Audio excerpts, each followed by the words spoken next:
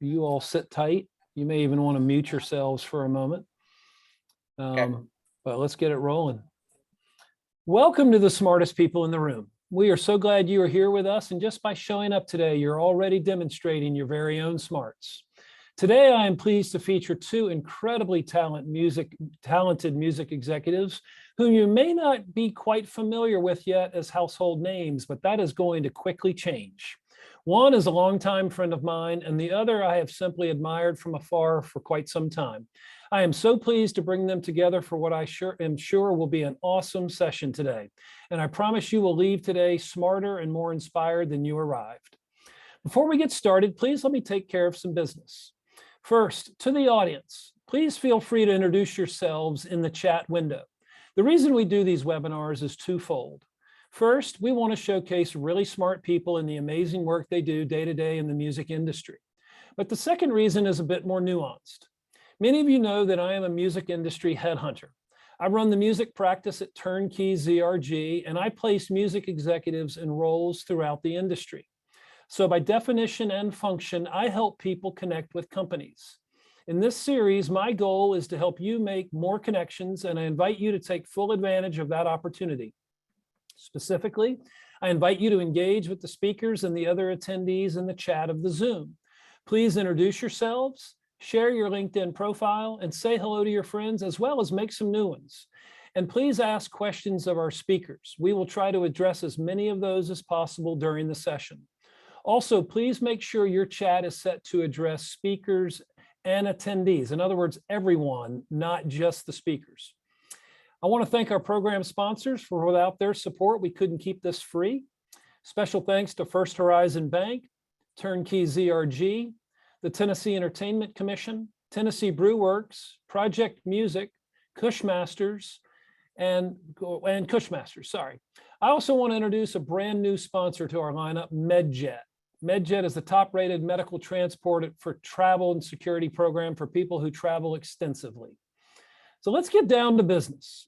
In today's host seat, we welcome back my good friend, Charles Alexander. Charles is co-founder and CEO of Launcher, a record label and label services company that specializes in streaming, marketing, and strategy. He also owns and runs Outside the Box Music, an artist management and digital services company. He was responsible for Keely Valentino generating over 12 million streams on Spotify in 1 year for her song Nashville, the first truly independent artist on the platform to do so. Charles has also worked with artists as diverse as Ryan Cabrera, Keb Mo, Gabe Dixon, and Jackie Vincent. He helps artists, musicians, and songwriters create and extend their online presence, especially in digital music services and on TikTok. He also helps implement strategies and campaigns to increase fan acquisition, fan engagement, and brand awareness. He established Rock the Net, a first of its kind digital music education initiative geared towards educating music industry professionals on how to leverage the internet. He frequently writes about the future of music marketing and technology and trends. He's also an on-demand speaker at events such as South by Southwest, Music Biz, Americana Music Association, Folk Alliance International. And also, one more fun fact about Charles. When I launched the live event series, Who Knew, which predated this webinar series, Charles was one of the very first executives I featured.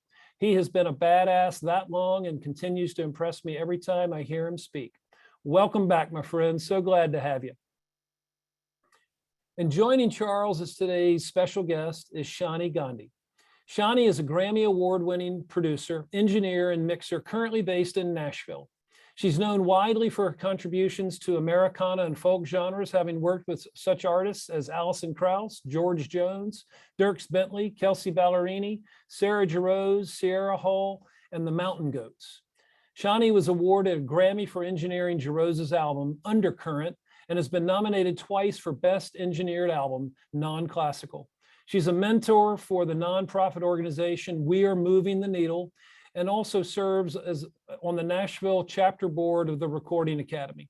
And above all else, I am so pleased to welcome her because she is a woman that is getting it done in a side of the music industry that is largely dominated by men. And Charles knows I have a soft spot to see that happen.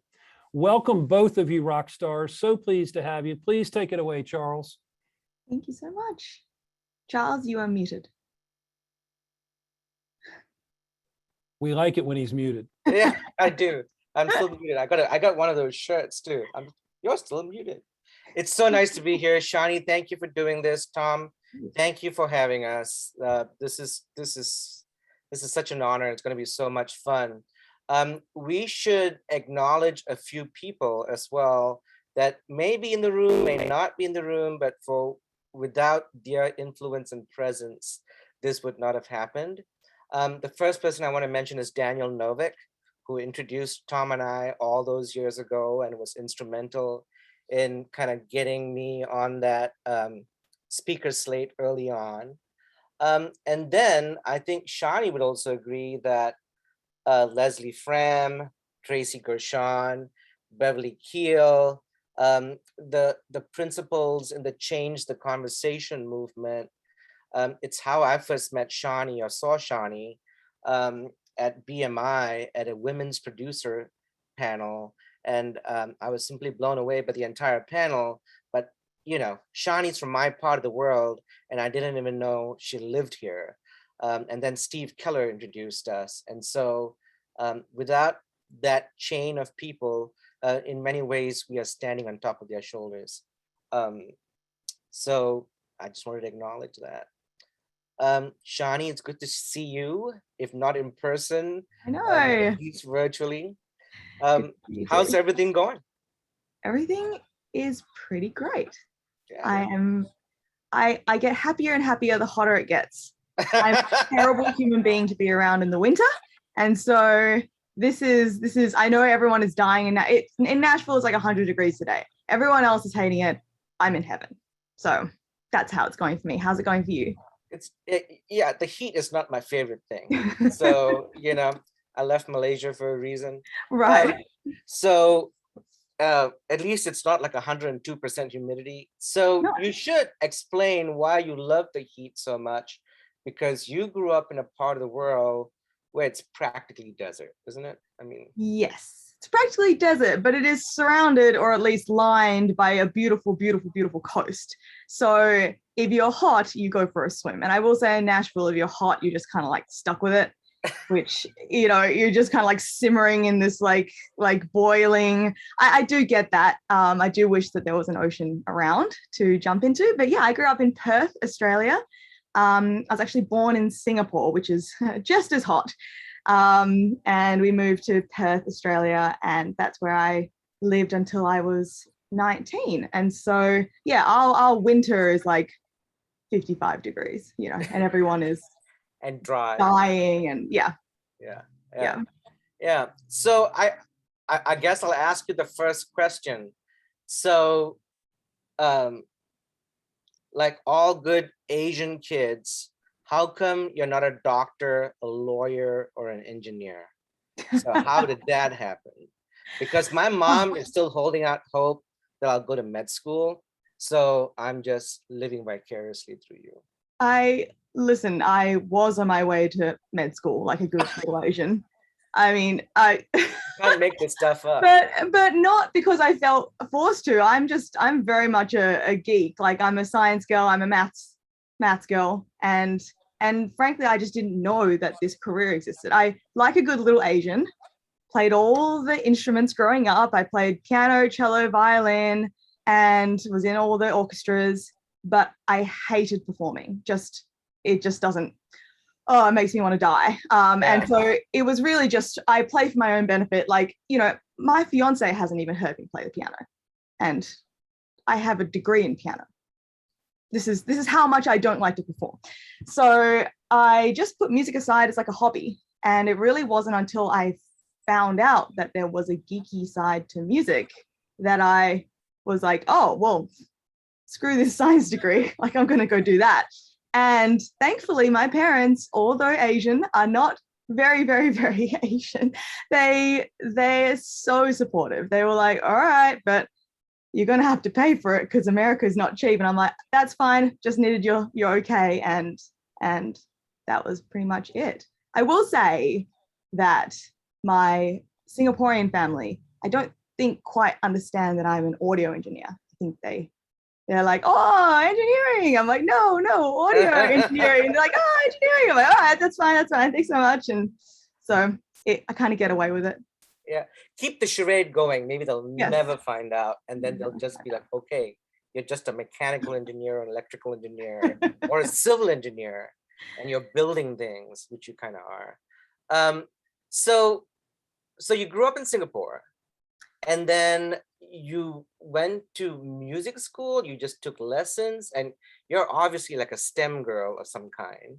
Or STEM woman. And so how did the transition happen for you? For example, I mean, I don't know if it's the same in Australia. Here it's elementary school and high school, but where I grew up, it was primary school and secondary school, and then there was O levels and A levels. And so how did that progress for you, say, when you were in high school? Well, so I didn't grow up in Singapore. I really moved to Australia very early on. So I'd say, hence the Australian accent. And it's that's structured very similar to American high schools, except we graduate a little earlier. And then even more so, because I came from Singapore, I was already ahead, of the curve in that sense. So they put me up a grade. So I ended up graduating and starting college in Australia at 16, which was quite embarrassing at the time because I'm still riding my bike to university and everyone else has like their driver's licenses. But now I'm so grateful for the extra years that it gave me, because when I decided to do what I'm doing now, I just quit university, but it took me like 2 or 3 years to earn enough money to be able to move to America and pay for college. So during that time, I did all my research, and my research being like Googling music, production, and up popped AES, the AES website. And I was like, audio engineering, okay, what's that? And just as soon as I looked into it, I was like, this is everything. And they had a list of colleges that were in America. And me not knowing much about America, I just kind of like checked them off by places I didn't want to go. And no offense to anyone out there who might be from these things. It's just, this is a 16-year-old Australian being like, Ohio, meh, Kentucky, meh, like Montana, like cross it all off. And then I saw New York and I was like, well, I know New York. I know New York is going to be good. Did not realize that there was a difference between upstate New York and New York City. That's so I saw Ithaca, New York, and I was like, boom, let's do it. And that was, it was an amazing decision. I would never do it any differently, but it was quite a shock to land in Ithaca, New York. So I'm curious, how did you know to look for production, or how did you know to go into the technical side? Like, what inspired you to do that? Who did you hear? Who did you see? Who did you listen? What did you read? It was honestly, I think I must have heard it just around, because it's not like I was sheltered growing up, but it was very much like, well, here are your options for life. Like, yeah, doctor, teacher, lawyer, here are the options. But like, obviously, I'm watching MTV and whatever, and I would hear, by the way, we only got MTV, I think, when I was about 15, like in Australia. So that's probably attributes to how late I was. And then I would just hear the term like producer. And so then I started fishing out my CDs and being like, there are all these like people on these CDs. Like, I feel like everyone else who's listening to this is like, yeah, I've been doing that since I was 4 years old, but that was just not in my mind.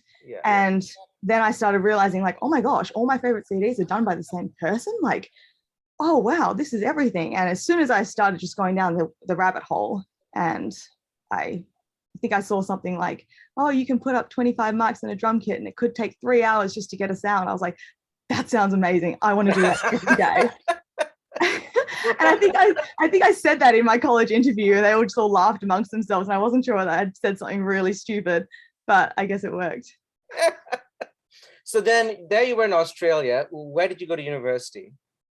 In Australia or in Australia? The University of Western Australia. Okay. Which is like our big, there's 7 states, territories. Right. That's our big university in Perth. But you didn't finish. You found out about audio production and engineering. Mm-hmm. And then what made you? So by the way, my first flight out of the country in Malaysia and anywhere on a plane was to Rochester, New York, which is about 2 hours from Ithaca, which is where I Pretty went to much the school. same. Oh my God. A little busier even. You're right, right. A little That's a less big city. village. Yeah, yeah. So what made you pick Ithaca, and which college did you go to? I feel like actually it goes to me. It's quite difficult to go to college in America as an international student unless you have oodles of money. Not many colleges will give an international student financial aid, which is understandable. And I called NYU and was like, what can you do for me? And they were like, we have 4 international scholarships we give away a year for $5,000 each. I'm like, what is that going to do? Is that going to help? And Ithaca was a private school, or is a private school, and I believe it was about, the program that I was in was about 4 years old at that time, and so they were really eager to get people in, and they I think had been given some funding, so they were able to help me out and get me over there. And like I said, it was like I feel like they picked me. Everything else was I was dead ending at everything else. Yeah, so it was the financial package, right? So for the audience, if you don't know where Ithaca, New York is, it's a beautiful part of the country, but it's a small town. And the joke in Ithaca is that it's gorgeous because it has so many gorges around it. The big campus there is Cornell. Yeah. And so Ithaca College is sort of like, I don't want to say it's across the street, but it's across the hill from Oh no, we're Cornell. surrounded by Cornell. Like we're on a hill, and then Cornell is like all around its big, beautiful things, and it's just little Ithaca College. Yeah. But it does have an amazing music school. Yeah. So that's what I was doing there. Yeah. So Cornell is definitely the big presence there, and they let you know it. And so Ithaca is always like not struggling, but it's like trying to get heard in that very noisy environment. And the only reason I know is because, like I said, I used to live close to there. But Ithaca has one of the best music programs in the country. So it's sort of like, University of North Texas and Dallas and stuff like that. But anyway, so when I heard you went to Ithaca, I wasn't surprised because they are a really strong school. And like most international students, like we were, didn't get financial aid at most campuses in the United States. And so you had to figure it out. And some colleges that were more progressive and they were more sort of wanting to have a more diverse student population tended to try to support that stuff. So that's great. So I was going to say, mind you, and maybe this is the reason, the stats when I was at Ithaca was that it was 4% non-Caucasian. Yes. So whatever that means, I was in that. Yeah. So. Yeah. Well, my daughter goes to a college campus in Wisconsin that's 92%, Caucasian. So there you go. And that worked out for her. So yeah. So then you were in Ithaca, and then did you graduate? Did you finish? I did. I actually ended up finishing half a year early. They make you. One of the requirements is that you have to do an internship in your senior year, and I mean I can tell this whole story unless you wanted me to talk about something else first. Yeah, okay. No, that's great. Well, all right. So I had always planned on going to LA or New York City, that is. Nashville just wasn't even on my radar. But there just happens to be quite a few Ithaca College grads in Nashville, and they keep coming, by the way. It's pretty cool. There's a large amount of us for how small the school is. And that seemed to be where a lot of the connections were. And the reason I had to rely on these connections is because I was supposed to intern with Trina Shoemaker, which would have been so awesome. And I was so bummed that she called me one day, really close to the start of my internship, and she was like, you know what? I'm so sorry to do this to you.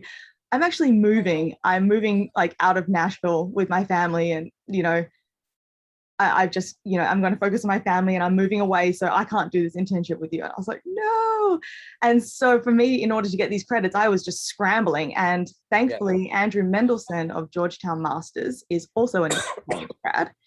And he was like, come on in. And so I just came in and did this mastering internship. And I'm not that interested in mastering, and I think he could tell. And so he started introducing me to the mixing engineers who would rotate through, because mastering studios are just like one day, and and one of those was Reed Shippen, and he invited me to come by and watch him mix, which was mind-blowing. And he was like, you need to move here. I was like, I don't know, I'm pretty sure I'm destined for a cooler city than Nashville. And he was like, you're wrong, you should just move here. I was like, okay, I'll think about it. And I also met Michael Wagner, who is this really cool metal producer. I actually think he just retired, but I spent a little bit of time with him, and he puts on these workshops that are like these 7-day, learn how to record workshops. And I was like, oh my God, that sounds amazing. He was like, great, it's like $2,500. And I was like, oh no. I was like, well, how about I just work for you for it? Like, can I just like hang out and I'll get everyone coffee, and I'll just be your intern, and I don't pay. And he was like, okay, that sounds all right. And then at the end of 7 days, he was like, I like you, would you like a job? I was like, yeah, I really would, but I have another semester of college. And he was like, really? And I was like, just give me 1 second. And so I had another year of college, so I crammed it all into one semester and moved down like immediately after that. So that was that's how I got to Nashville. Again, I feel like Nashville got me. Yeah. It like, as soon as I landed, and people are just so nice here, so helpful. They just want you to do well. For instance, the two of you on this chat right now. And it just felt right. Yeah. Well, shout out to our friend Reed Shippen, who is unofficially the mayor of Nashville production. It might officially be the mayor of Nashville production. And so yeah, Reed's great. And I know he's been super influential in my life. So then Reed said you should move, and then you did this. Andrew Mendelson, is that right? Yes. Yeah. And then you finally decided to move here. Now, this is going to be a bit of trivia and a bit, not trivia, but a bit of a getting into the weeds just a little bit. But I want this to be kind of clear for people who might be listening halfway across the world. How did you handle the visa portion, or did you? Completely legally at all times. Yes. Okay. Understood. Honestly, pretty much. You can apply, because as soon as you finish school, it's right. Like you're done. Your school visa is up, and you can just go. And it's like, oh my gosh, like how do I stay? And most people who have normal jobs will go and ask the normal job employer to sponsor their work visa or what have you, but they don't do that in Nashville. You have to be freelancing, and you can't just randomly get a freelance visa. That's not how this country works. And so you can apply for optional practical training, which gives you 1 year after you graduate for you to basically be an unpaid intern. Because they know, at least they understand that is essentially how America works. So you have to be unpaid for a little while. That wasn't working for me. I needed to be paid. So I will say that I did find ways to make money, but talk about that. Yeah, no, the IRS, the ICE is not listening. Yeah. I mean, all through school, it was kind of like that. Like, okay, who's going to pay me under the table? Like, which bar in town is not paying the correct way? Cool, hire me. But actually, at the end of that, I lose track of how many flipping visas I've had, because it's a lot. Yeah. And I feel like each one has come with trouble. And I think it was the very first one that I was trying to get on the Australian work visa, which is an E3. and it just didn't go through in time. And I was on my way to the airport in Perth, like on my way, moving to America, here we go. Like, and my college advisor was like, don't go. It did not come through. And I was like, well, you can see that it's there. Let me just give it a go. Like, I'll just go. She goes, you do not want to do that. Like, you have nothing to your name. You'll arrive in America. They will put a big black mark on your record and they'll send you home. I was like, oh my gosh. And so, you know, I accepted a job with Michael Wagner, and I think I had to take another 4 months to clear up this visa, just like praying that he wasn't going to fire me and all my dreams were just going to like fall.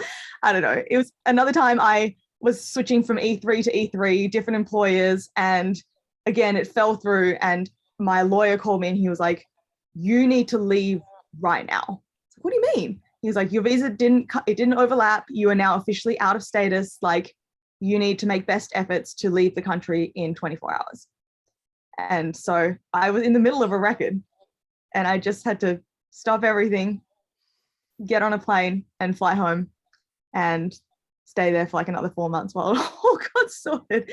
I'm sure everyone who's ever tried to be on a visa in a foreign country has got many, many stories similar to mine. It's just, I think it's more difficult when you're in the freelance position, especially if you're not a songwriter, because the visa people can understand songwriters. What they don't understand is what an audio engineer is. And so they're like, well, why don't you get a job at an engineering firm? And I've had that marked off my thing and my visa rejected. Yeah. You know, where is your engineering firm? Goodbye. And it's like, oh gosh, it's like, so it can be a real pain in the butt, but I have a green card now. There you go. There you go. Yeah, I think people lose sight of some of that stuff, and I've walked the same road, in terms of status, being in status, being out of status, and being sure you don't get caught out of status, because that's the end of that. And so you kind of have to get creative. You kind of have to, in some ways, if you're not going to pay an attorney thousands of dollars, become well educated in the US immigration system. Yes. And so, so, that's just the way things go. So I just wanted people to hear that, just to kind of understand that for a segment of the world's population, this is really hard, even if you're really gifted. It's even as I'm doing all these things, and my fiance is Australian and he's still dealing with it. Yeah. We just thank our lucky stars that we happen to be born in English speaking places and happen to be well educated enough that we can read this jargon, because it's complete jargon and it doesn't make any sense. It's government bureaucracy, and it's just, go to this website, sign this form, no, not this form, do this, do that, and like, at least we can read it and understand it, or we have people to reach out to who might help us. But my gosh, like, God help you if you're not in that particular place. So I just have so much empathy for people who are not. Yeah. So then, after all that stuff, you move to town and you get to work on a regular basis. What was your breakthrough moment, or how did you get involved in projects that kind of made people kind of go, oh, Shauni Gandhi, and how did all that? I don't know if I've had my breakthrough moment. Okay, it's on the horizon, but I guess when I felt like maybe my breakthrough moment for myself, like when I was like, oh, okay, I can do this, because you can get through school. Like, I'm a good student, but I still didn't know at the end of that whether I was going to be a good engineer. You don't have that, at least I didn't have that foresight. I was like, all right, okay, I'm going to give myself like 5 years and let's see if I'm even any good at this. Mm-hmm. And I think that breakthrough moment came when my name kept getting passed around as an assistant. Like, because I didn't know this at the time, but that's a pretty common way to step through the industry. But to be a good assistant, which now I'm like all about, because I'm like, guys, you have to be a good assistant. It's everything, and everyone needs good assistants. Like, you'll be invaluable. I tell all my all my interns that.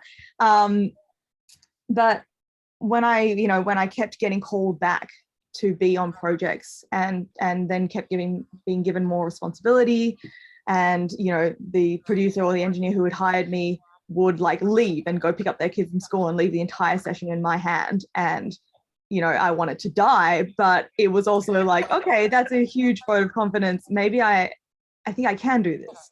Yeah. So yeah, that was a So I think some of that has to do with just I think humans in general, sometimes we feel like we have imposter syndrome, right? Oh yeah.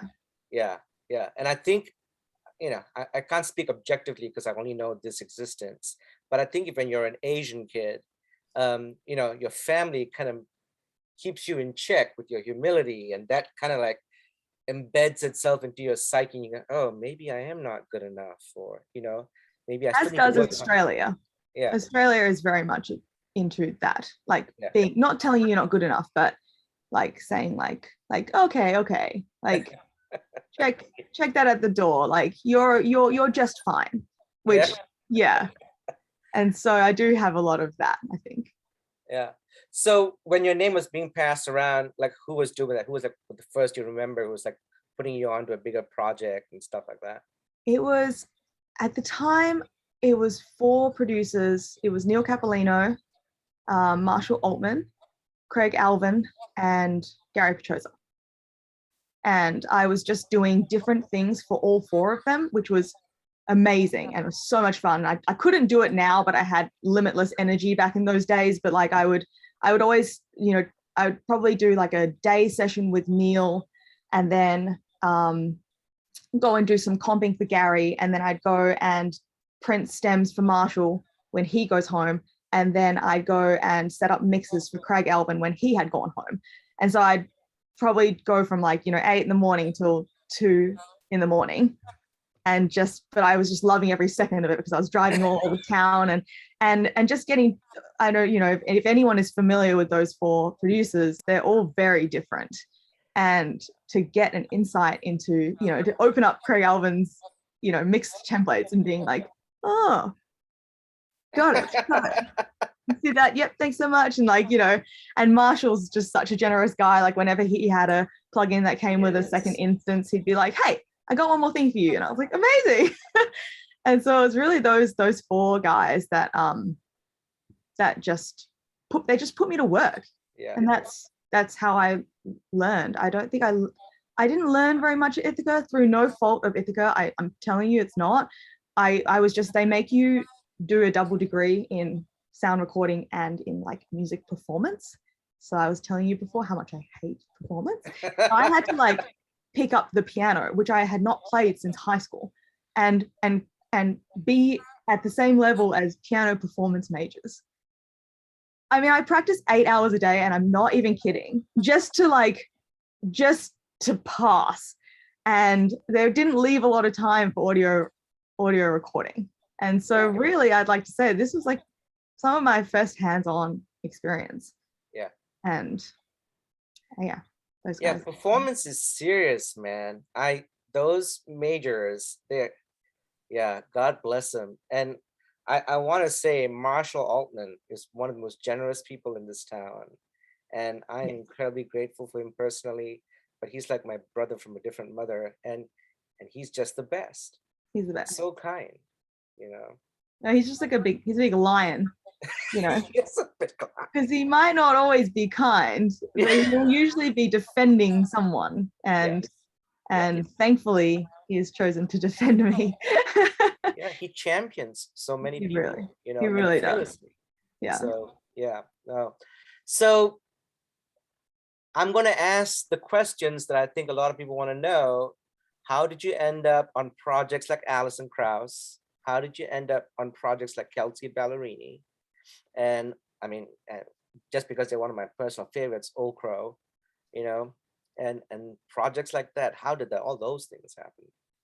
Well, the first and the third one that you talked about, Alison Krauss and Old Crow, that's all through Gary Petroza, who I worked with. As I got more and more work with Gary, the other 3 kind of fell off a little bit. And mostly because they didn't, like Marshall produces mostly, and so he doesn't need an assistant engineer per se. And same with Craig. Craig is doing a lot more tracking these days, but at the time that I was working for, he was like really just mixing, so he didn't need an assistant engineer. And Neil was doing a lot of stuff in tape, which, bless him, he let me assist him on one session, and then he was like, "That's so nice, Shani, have a good time." Tape, no. So it all just kind of naturally fell off, and I started working mostly for Gary, like the big projects. Right. And Alison Krauss, I mean, if anyone knows that, they've been working together for like, I don't even know how many decades, I think, at the time. But the Kelsey Ballerini one was actually just your typical, I guess, like Nashville story where, you know, they talk about like Nashville being like a high school class, like a graduating class. So like we were like the class of, you know, 2011 when we moved here. And I made good friends with this guy, Andrew Petrov, and we were both absolutely nobodies, just like clambering through the Nashville thing. And then he got signed by Olay, and like a friend of his at Olay happened to be producing Kelsey Ballerini, who was also an absolute nobody. And they needed someone. They'd basically run out of, I think they'd run out of money. Like they had Reed Ship and mix a song for the record. They'd had forgetting. Okay. He mixed Firefly, mixed like half the record, and they were like, okay, we need someone else to mix it for like basically no money. and Andrew Petrov was like, oh, I have this friend, she's just getting started. She would gladly do it. And so they gave me 3 songs, one of them being Peter Pan. And which was a massive song on that record. Which was, yeah, I mean, I guess if something was a breakthrough, like it was that, but it was really just a bunch of us 20-something-year-olds just putting our heads together and being like, we got to make this work. This is going to be cool. This is going to be big. Like, we think this girl's going somewhere. Like, let's just all get into it. And that's how that went. And so, yeah, I remember Gary coming into the studio one day and being like, what are you mixing? It's like country music. And I was like, yeah, it's really cool. and he was like, what's her name? I was like, Kelsey Ballerini. And he's like, Ballerini? No one's ever going to be able to remember that. I was like, well, people forget to change your name. You're from the country music capital of the world, Perth, Australia. So, you know, yeah, right. So, no, I think that's an important lesson there about finding your people, and making sure that everybody's working together and figuring it out together. But also the other lesson there, and I think, you know, you want to be careful about how you say this, but you want to say yes to projects sometimes, even if it doesn't make sense financially or time-wise. But sometimes, you know, one of the big lessons here I've always found is like learning to say yes to things sometimes pays off down the road, even if it doesn't pay up front. Oh yeah, in the beginning for sure, it was yes to everything, and that's how I got started mixing, was just mixing demos, and those were all coming through from songwriter friends who would then pass your name on to other songwriter friends. And you know, it was for how bad I was at mixing, so how long it took me to mix one song for how little I was getting paid is, you know, quite painful. But it's also, if they hadn't given me that opportunity, I'd be nowhere. Right. So it was a give and take. Yeah, people taking chances on you, you're taking chances on them. Absolutely. Yeah, right? I had no credits to my name. They had no reason to trust me with their demo, and they did. Yeah. And, you know, some folks might not know, but you were also responsible for mixing probably one of the biggest independent roots records with Sarah Jarosz, and for Just Engineering. Just Engineering? Yes. Okay. Yeah, I don't know about the just part, because engineering is hard, as we've already heard. But that record was a massive record in my world, mostly because one of the singles, or one of the songs off that album, was one of the longest trending streaming songs for an independent back in 2015, 2016, Breaking Down the Bones. Build Me Up From Bones, yes. Build Me Up From Bones, yeah. It was on streaming for a long time because it was the first song on Your Favorite Coffee House on Spotify, and it generated gazillions of streams. Yeah. And I remember having Keely's single on that same coffee house playlist and hoping hoping that knock her song off. would move off the top, but it never happened the entire time. So, but what a great song, Oh, yeah. and plus she's such a virtuoso. Yeah, I bet that was a fun record to work on. That record blew my mind. It was the first record I ever worked on with Gary. Yeah. And I had no idea what I was getting into. I just really didn't. I didn't know this kind of music. I didn't know what a mandolin was. Like Sarah would ask me to go get something and she'd be like, can you grab my bouzouki? And I'm like, you're what? Like, get my phone out, like, Google it, a bouzouki or like or get my octave or anything. Like, I really just did not know anything about that kind of music. I'd come from working for Michael Wagner, which is like, I just finished learning what electric guitars, like which ones were which and which amps were which. Now it's like get thrown into this completely different genre, which is strangely similar, I will say, with how much they like pick. But it was just her. She was so young, and then she had Alex Hargraves on fiddle and Nat Smith on cello, who were even younger, and they just blew my mind. And I'd come out of music school, and this was like a whole different kind of blow your mind thing. And then Gary was getting those incredible sounds. I mean, I was just in heaven. Yeah. And that's Gary Picosa, by the way, who is one of the most masterful producers in this town, in my opinion. Also one of the nicest people.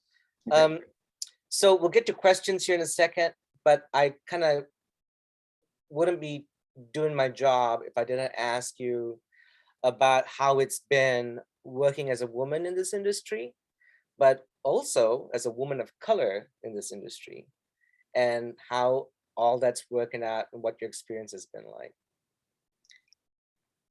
Big question, I know. Well, I have to preface this with, I didn't know that it was like this before I came. It wasn't like I was like, I'm going to go break barriers. I'm going to go into this genre and into this job field that is all men. I had no idea. I showed up for my first day at college, where I was the only girl and the first girl to graduate that program, by the way. It was just me sitting in a room with all these boys, and I'd like walked in and I was like, oh my gosh, like I'm so unprepared. And I had no idea. And they were all just like looking at me, just like, oh yeah, girl in here. And it was just, so from then on, it was just like, oh, okay, it is like that. But for whether through my naivete or whether people have been protecting me from this, I just really haven't had many negative experiences at all. In all the men that I've worked for have been so supportive, like more than supportive, like as in, they're like, oh, we prefer to have girls working. Like, it's so nice having you in the studio and da da da. And the only flack that I've ever copped has been like from like really old music management folk, like the sort of like the dinosaurs of the field have given me a little bit of the like, oh, okay, I'm not talking to you, I'm actually going to talk to this guy over here. And this guy's like, I don't know anything, ask her. Like, that's happened to me a few times, but I don't cop it nearly as much as I imagine females who are on the road do, or who are front of house for like a venue. Anything where you're dealing with people coming and going and having to be like, oh, a girl. But like, no one's shocked when I show up. They hired me. I'm a girl. So, and if they were shocked when I was assisting Gary or Marshall or Neil or any of those guys, they would immediately shut that down, and that would be the end of that. So I don't know if there's any women or girls listening and wondering, I will say Nashville has been just so supportive and so wonderful, and don't feel afraid. That sounds great. Oh, I'll come protect you. Right. Tom, are there some questions there we should look at?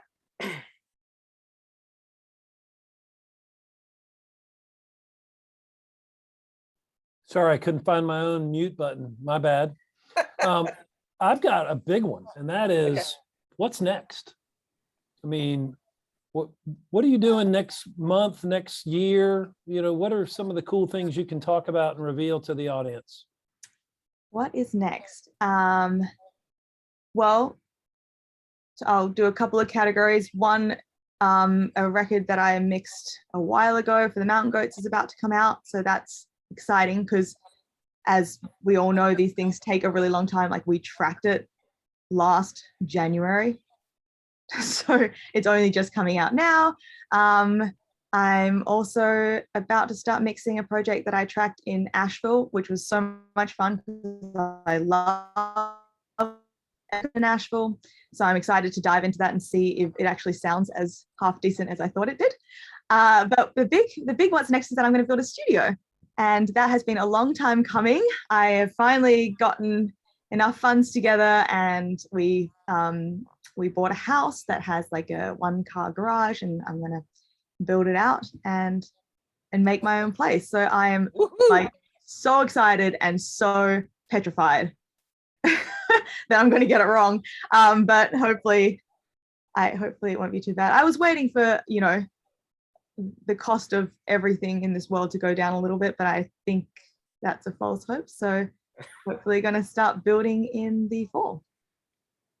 Yeah. What's the name of your studio going to be? That, my friend, I've been in this industry for like 10 years and I haven't come up with a name for my production company or studio. So I'll let you know. I'll let you know when I know. Do you think you might start doing production deals with artists and other producers? And, you know, everybody's got like a little entrepreneurial thing going on. Either a producer, engineer, something or other. So what would I don't even know what would a production deal be? Well, we can figure that out. I'm so old school. I'm so excited to have this studio so people can come in and track. Like, it would be, I am going to build it with the hope that it can be hireable. You know, and also I have a great assistant that works for me right now, and I want her to be able to use it. I sort of just want to pass on what was given to me from Gary and Marshall, who both have their own studios, and they just let me use them as if they were mine. Eventually I ended up renting out the B room at Marshall's, and to me that's what this is all about. Like, so every time I'm not in the studio, I want my assistant Kylie to be able to go in and mess around and do whatever she wants. And that's kind of what's Kylie's last name, so we know to look out for her? Kylie Sager, Sager. Okay, she's nice. Awesome. So here's a gratuitous question for the gearheads in the audience. What's your favorite piece of gear?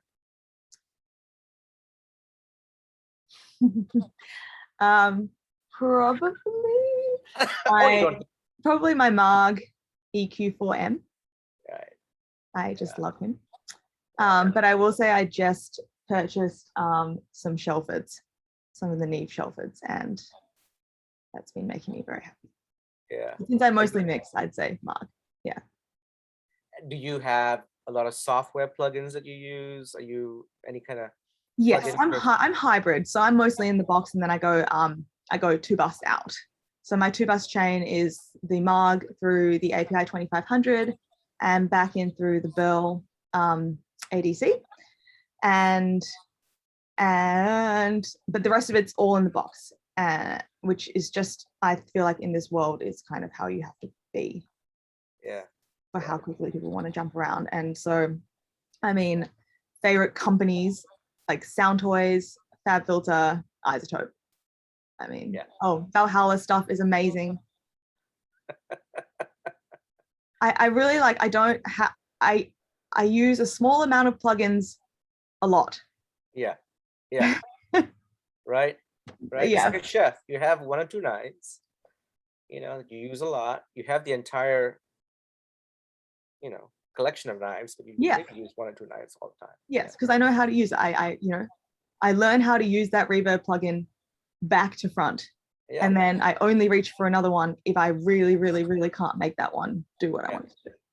Yeah, that's amazing. Any advice for aspiring producer, engineers, industry professionals who are young and coming up. And, have a good immigration lawyer. Oh yes, a good immigration lawyer. Michael Smallbone is great. I think networking is so important. Being a good hang. That was told to me when I was in college by Andrew Mendelssohn. No one, you end up being in the studio with people for 16 hours a day, and no one wants to hang out with you for 16 hours a day, then they're probably not going to. Yeah, find your people. And one of the lessons that was thrust upon me, much to my chagrin, was I was bartending and trying to make money whilst I was, a free intern, and forced at some point to choose between doing this particular gig and keeping my job. And I took the gig and I quit my job. And from then on, I just only picked jobs that were extremely, extremely, extremely flexible.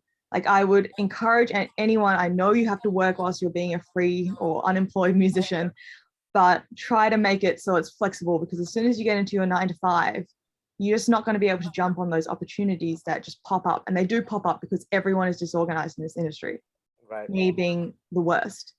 And someone will call you at the last second and be like, hey, I need a guitar player for this thing. And if you're like, oh, hold on, let me request leave from my job. I don't know. That's my only advice, is just keep yourself flexible so you can jump at any point. Right. Got it. But speaking of being organized, and there's a question here from Sherry Rose Katz. Do you also work with classical opera? Not since I left school, but not because I don't want to, just because I haven't. Yeah. Nice. But my best friend is an opera singer, and at some point I will work with her. Very cool. Charles, sorry, there's one more question out there. Laurie Geltman was asking if Shani has any plans to do intensive workshops on engineering and mixing. So do you share the secrets of the trade openly with others beyond forums like this one? Oh yeah, absolutely. I personally am not planning my own, but I will be speaking at She Knows Tech, which is sometime in August. I think it's mid-August. I literally just had the call yesterday. So I'm either doing a virtual masterclass, or I'm going up to New York to do a masterclass up there. But it'll all be part of the She Knows Tech Summit, which is co-sponsored by Emily Lazar, and We Are Moving the Needle. So there's a lot of great people on that panel. The first speaker is Susan Rogers, so probably check that one out. And yes, if you couldn't tell, I'm an open book. I will tell you anything about what I'm doing. And so yeah, tune in if you want to see my sessions and how colorful they are. I should mention here that your manager, Elena Moran, has been invaluable in helping put this together. She's from 888 Management. Yes. Elena, if you're in the room, thank you so much for all your help. I really appreciate it. And I think I'm good wrapping up, but not before I say how inspiring it is to know about you, to learn about you, and all the things you've accomplished. And I hope, I'm sure you do, but I just want to remind you to kind of, it's been quite the journey, and I hope you take a moment and just reflect on how far you've come, and how this is an exceptional career up to this point, and you're just getting started, and that's one of the reasons why I wanted to host this, was because I just think you're amazing, and it just blows my mind that not more people don't know about you, and so this was a small way to kind of enable that. And I'm grateful to be your friend. And again, just what an inspiration you are. And for that, thank you so much. Well, thank you for your kind words. And this is what I was saying, guys, about Nashville and how wonderful everyone is. Charles meets me one time and he was like, we're going to be friends. And Since then, Yeah. he's not just been my friend, he has been my absolute champion and mentor. And just, I feel like I could call him if anything was going wrong and he'd just be there. So these are the things that I see happen in Nashville. So It's a I'm big so paid grateful. forward town, man. I just think others have done for me, Yeah, like agreed. Tom. So yeah, Agreed. it's very cool. Well, let me wrap it up by saying thank you to both of you. Charles, once again, you are the master session player, if you will. You're great at bringing talent together for these. So Thanks, thank man. you so much. And just being the hero of mine that you are. And Shani, oh my, I want my daughter to grow up just like you. So keep doing what you're doing. You are an inspiration to many men and women out there. To the audience, thanks for coming. You get rewarded like this once a week. You will not get this reward next week because it's the 4th of July, but we'll be back very soon. Please be nice to each other and stay safe and healthy and cool if you can. Take care, folks. So much. Thanks, Shani. Thanks, Tom. And who knew? Oh. Bye. Bye.